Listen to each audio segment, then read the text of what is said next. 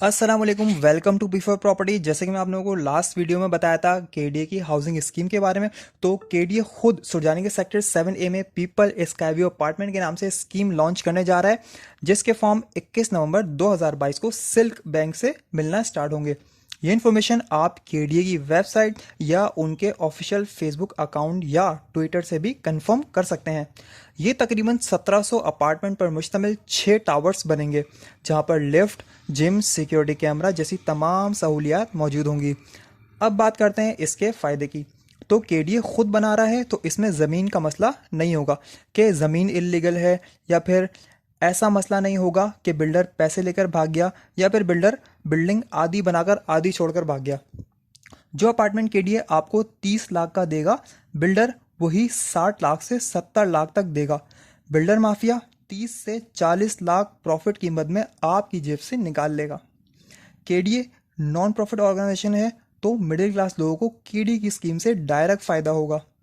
जब आप एप्लीकेशन भरेंगे तो कुरानंदाजी होगी, जिनका नाम निकलेगा उनको फ्लैट मिल जाएगा और बाकी के पैसे वापस यानी रिफंड हो जाएंगे।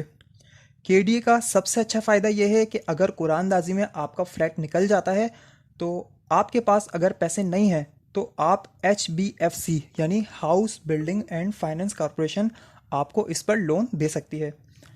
अगर 30 लाख का फ्लैट है और आपके पास 10 लाख रुपए हैं, तो बाकी 20 लाख HBFC से लोन ले सकते हैं। तो जब आपको फ्लैट मिल जाएगा, तो आप उसे रेंट पर देकर HBFC का लोन उतार सकते हैं।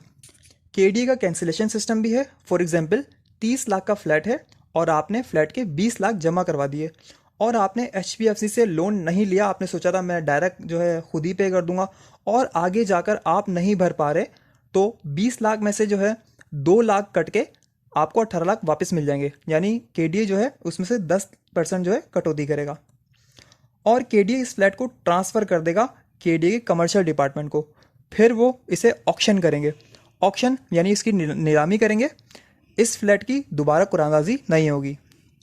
इससे पहले केडीए ने अलासिफ में 3 लाख का फ्लैट बनाकर दिया था, जिसपे 2 लाख का कर्जा था और 1 लाख देने थे।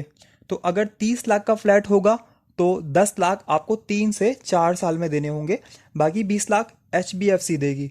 तो केडीए से लेना बहुत ही आसान होता है। एक और मैं आपको एग्जाम्पल देता हूँ। फॉर एग्जाम्पल, जैसे कि आप केडीए के पैसे नहीं भर पा रहे हैं, तो उसमें केडीए 10% काटता है। दूसरी एग्जाम्पल यह है कि अगर आप HBFC के पैसे नहीं भर पा रहे, तो क्या होगा। तो HBFC की एग्जाम्पल यह है कि अगर 30 लाख का फ्लैट है और फ्लैट के 10 लाख थे जो आपने भर दिए, और 20 लाख HBFC के आप नहीं भर पा रहे, तो HBFC जो है आपके फ्लैट को सेल कर देगा, और जो पैसे आएंगे उससे अपने पैसे रिकवर कर लेगा। वो इससे ही बड़ा लॉस है। अगर केडीए की तरफ से आपका फ्लैट कैंसिल होता है, तो आपके सिर्फ और सिर्फ 10% कटेंगे, और अगर आप HBFC के पैसे नहीं भर पाए, तो 10 लाख तो आपके गए ही गए।